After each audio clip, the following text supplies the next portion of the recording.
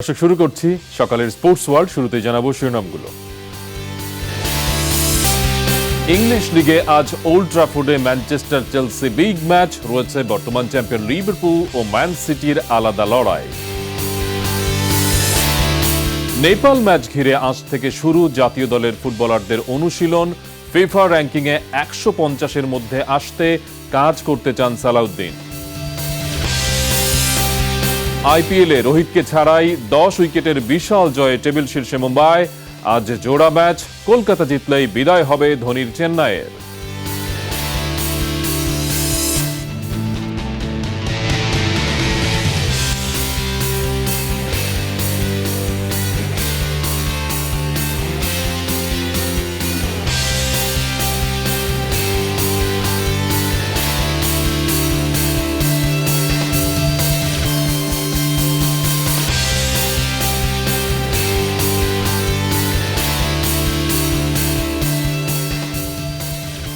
এতক্ষণ শিরোনাম দেখছিলেন, এবার বিস্তারিত। ইউরোপের ফুটবলে আজ মাঠে নামবে অনেকগুলো বড় দল। ইংলিশ প্রিমিয়ার লিগের বিগ ম্যাচে মুখোমুখি হবে ম্যানচেস্টার ইউনাইটেড ও চেলসি। ওল্ড ট্রাফোর্ডে ম্যাচটি শুরু হবে রাত 10:30টায়। এর আগে বিকেল 5:30টায় ম্যানচেস্টার সিটিকে আতিথ্য জানাবে ওয়েস্ট হ্যাম ইউনাইটেড। রাত 1টায় লিভারপুলের প্রতিপক্ষ শেফিল্ড ইউনাইটেড। বুন্দেসলিগায় সন্ধ্যা 7:30টায় মাঠে নামবে বায়ার্ন মিউনিখ।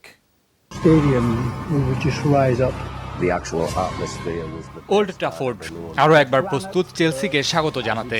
এই মাঠে 82তম আর সব মিলিয়ে 170তম বারের মতো মুখোমুখি হতে যাচ্ছে চেলসি ও ম্যানচেস্টার ইউনাইটেড। দলের নামে ভারেক্কি থাকলেও মাঠের পারফরমেন্সে খেই হারিয়েছে দুই দলই। পয়েন্ট টেবিলের 9-এ থাকা চেলসিকে ভোগাচ্ছে ডিফেন্স। সবশেষ ম্যাচে এগিয়ে থেকেও 3-3 গোলের ড্র নিয়ে মাঠ ছাড়তে হয়েছিল তাদের। এছাড়া এই ম্যাচে গোলবারের নিচে থাকছেন না কেপা আরিজাবালাগা। প্রতিপক্ষ ম্যানচেস্টার ইউনাইটেডের অবস্থানটা আরও নিচে। 6 পয়েন্ট নিয়ে তালিকায় 15 নম্বরে অবস্থান করলেও এই ম্যাচ দিয়ে এডিনসন কাভানির অভিষেক হওয়ার গুঞ্জন আছে। এছাড়াও ফিরছেন হ্যারি মাগুইরে ও মেসন গ্রিনউড। আর রেড ডেভিলরা সার্ভিস পাবে না অ্যান্থনি মার্শিয়ালের। পয়েন্ট টেবিলের তলানির দিকে থাকা শেফিল্ডের বিপক্ষে নামবে লিভারপুল। প্রিমিয়ার লিগের সবশেষ 2 ম্যাচে জয় না পাওয়া অলরেডরা খুঁজে ফিরছে নিজেদের। সবশেষ চ্যাম্পিয়ন্স লিগ ম্যাচে ইনজুরিতে ছিটকে গেছেন ডিফেন্ডার ভার্জিল ভ্যান ডিক। আরেক ম্যাচে ওয়েস্ট হ্যামের বিপক্ষে মাঠে নামবে ম্যানচেস্টার সিটি, যেখানে দলটির জন্য দুঃসংবাদ ফার্নান্দিনহোর ইনজুরি। আছে সুসংবাদও, অনুশীলনে ফিরেছেন কেভিন ডি ব্রুইন ও আইমেরিক লাপোর্তে। তবে এই ম্যাচে মাঠে নামা নিয়ে আছে অনিশ্চয়তা। মামুনুর রশিদ, যমুনা স্পোর্টস। ফিরছি দেশের ফুটবলে। আজ থেকে শুরু হবে জাতীয় দলের ফুটবলারদের মাঠের অনুশীলন। মাঠে ফেরার আনন্দে খুশির ঝিলিক জাতীয় দলের ক্যাম্পে যোগ দিতে আসা ফুটবলারদের চেহারাতেই। প্রাথমিক দলে ডাক পাওয়া 36 জনের মাঝে বসুন্ধরার 14 জন আসবেন না জানা ছিল আগেই। তবে তারা 27 অক্টোবর যোগ দেবেন এমন তথ্য দিয়েছে বাংলাদেশ ফুটবল ফেডারেশন। আশরাফুল রানা, সোহেল রানা, রায়হানদের চেহারায় আনন্দের ঝলক। দীর্ঘদিন পর সতীর্থদের সান্নিধ্য, আর তাতেই মেতে ওঠা এমন কথার আড্ডায়। এর আগে 5 আগস্ট ক্যাম্পে ডাক পেয়েছিল ফুটবলাররা। দফায় দফায় করোনার আঘাতে দ্রুতই বাড়ি ফিরতে বাধ্য হয়েছিলেন তারা। নভেম্বরে নেপালের বিপক্ষে 2 ম্যাচকে সামনে রেখে আবারও এক হয়েছেন তারা। 13 তারিখ আর 17 তারিখে ম্যাচ খেলতে হবে, তো অবশ্যই আমরা জিততে চাইব এবং সেটার জন্য যত ধরনের চ্যালেঞ্জই নিতে হয় না কেন, সেটা আমরা আসলে প্লেয়াররা সেটা আমরা নিতে চাই। নতুন ডাক পাওয়া 4 জনের মাঝে শুক্রবার ক্যাম্পে যোগ দিয়েছেন 3 ফুটবলার। এটা তো অ্যাকচুয়ালি সব ফুটবল প্লেয়ারের ড্রিম থাকে, ন্যাশনাল টিমে খেলা, ইন্টারন্যাশনাল ম্যাচ খেলা। সো আলহামদুলিল্লাহ, যেহেতু প্রথমবার সুযোগ পেয়েছি, নিজেকে 100% দেওয়ার চেষ্টা করব। তবে ক্যাম্পে যোগ দেয়নি বসুন্ধরা কিংসের 14 ফুটবলার। 9 নভেম্বর তাদের যোগ দেওয়ার কথা থাকলেও বাফুফে জানিয়েছে 27 অক্টোবর তারা ক্যাম্পে যোগ দেবেন। বসুন্ধরা কিংসের খেলোয়াড়রা আগামী 27 তারিখে ক্যাম্পে জয়েন করছে এবং জেমি 28 তারিখে আসছে। আমাদের যে ফিফা ইন্টারন্যাশনাল ফ্রেন্ডলি ম্যাচ রয়েছে, সেখানে আমরা পূর্ণাঙ্গ প্রস্তুতি নিয়ে ভালো কিছু করার জন্য মাঠে নামব। শনিবার সকাল থেকে বঙ্গবন্ধু জাতীয় স্টেডিয়ামে স্থানীয় কোচদের অধীনে অনুশীলন শুরু করবে ফুটবলাররা। হেড কোচ জেমিডে সহ বিদেশি স্টাফরা যোগ দিবেন 28 অক্টোবর। মামুনুর রশিদ, যমুনা স্পোর্টস, ঢাকা। ফুটবলের উন্নয়নে আবারও ফর্টিস ফুটবল একাডেমির সাথে চুক্তি করতে চাচ্ছে বাফুফে। সেই সাথে এবার দীর্ঘমেয়াদের পাশাপাশি আরও কিছু পরিকল্পনা নিয়ে এগুতে চান বাফুফে সভাপতি কাজী সালাউদ্দিন। ফিফার র্যাঙ্কিং 150-এর মধ্যে আনতে সহযোগিতা চেয়েছেন সকল স্তরের ফুটবল প্রেমীদের। চতুর্থ দফায় সভাপতি হয়ে দ্বিতীয়বারের মতো ফর্টিস একাডেমি পরিদর্শনে এলেন বাফুফে সভাপতি। যদিও অতিবৃষ্টিতে ঘুরে দেখা হয়নি একাডেমির মাঠটি, তবে নির্বাচনী প্রতিশ্রুতি বাস্তবায়নে নিজের দৃঢ় অবস্থানের কথা আবারও জানালেন কাজী সালাউদ্দিন। লম্বা সময়ের পরিকল্পনা নিয়ে এবার এগোনোর ইচ্ছে তার। আগামী 1 মাসের মধ্যে সেই পরিকল্পনার আনুষ্ঠানিক ঘোষণা দেবেন। আর এবারের প্রতিশ্রুতি জুড়ে গুরুত্ব পাবে একাডেমি বানানোর বিষয়টি। এখন আমি ওর সাথে যে কথা বলবো ফরিদের সাথে, that can be very concrete and long term base. প্রতিশ্রুতি পূরণে 3 মেয়াদের পরিকল্পনা সাজিয়েছেন বাফুফে সভাপতি, যেখানে আগামী 4 বছরে ফিফা র্যাঙ্কিং 150-এ নামিয়ে আনতে ফুটবলার, ক্লাব ও জেলা সংগঠক থেকে শুরু করে সবাইকে এগিয়ে আসার আহ্বান তার। আমি একলা বা আমার কমিটি যতই দৌড়াদৌড়ি করি, কোনো র্যাঙ্কিং বাড়বে না কমবে না, এটা I cannot guarantee you. The guarantee is the player must play.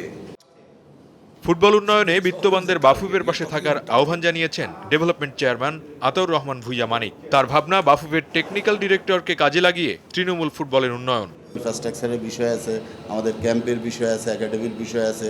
এই বিষয়গুলো নিয়ে আমরা ইতিমধ্যে কয়েকটা মিটিং করেছি।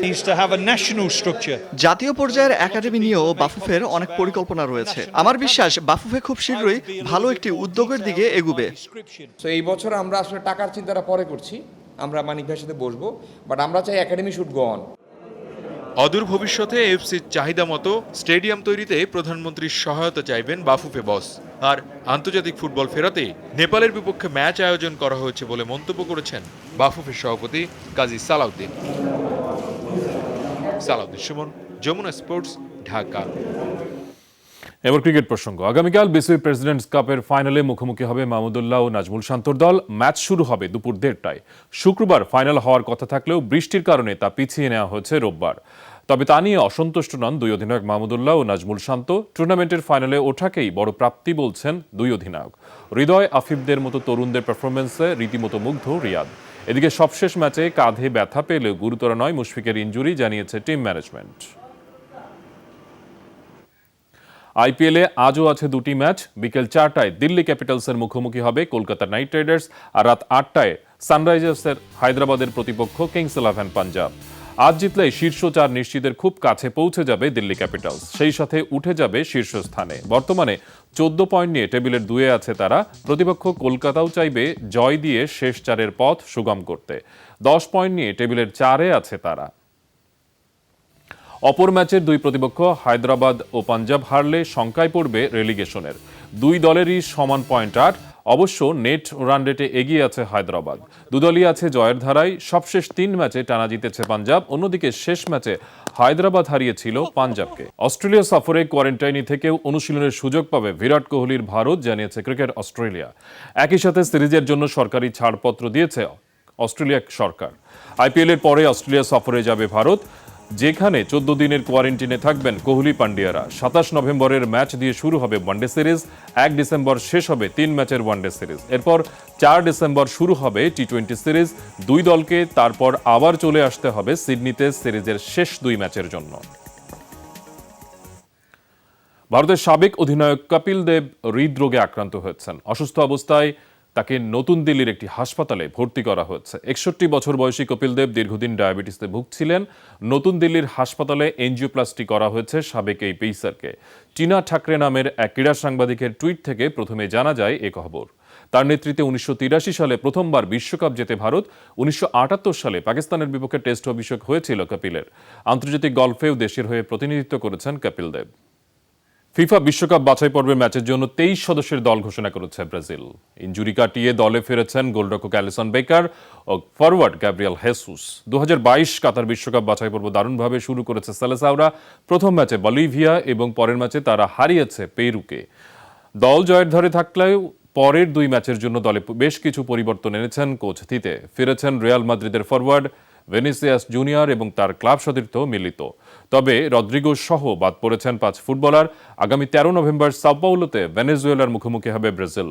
এর 4 দিন পর নেইমারদের প্রতিপক্ষ উরুগুয়ে।